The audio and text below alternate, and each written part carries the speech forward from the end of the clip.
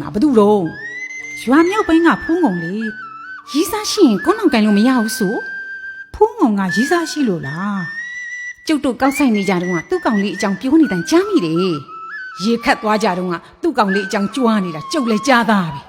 ဟုတ်လားဟုတ်လောက်တယ်ဒီညက်နေတော့သူ့ကောင်လေးမျိုးကပြန်လာမှာကိုရွာထိပ်မှာသွားဆောင်အောင်ပါတဲ့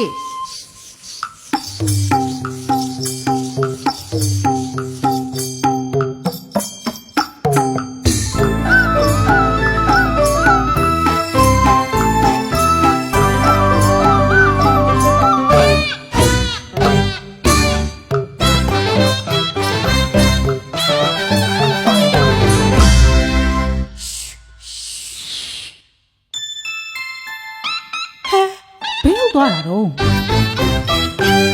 ဒေါ်ကြီးတို့ဘာလုပ်နေကြတာတော့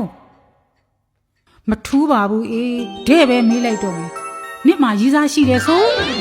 အလို့တော့ကြီးတော်ဘသူကပြောတော့ကောက်စိတ်တုံးကညီးကောင်လေးဖိုးဘသူဆိုလားသူ့အကြောင်းကြွားနေတယ်ဆို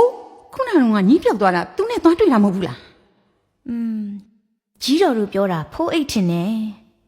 အဲ့ဒါကလူမဟုတ်ဘူး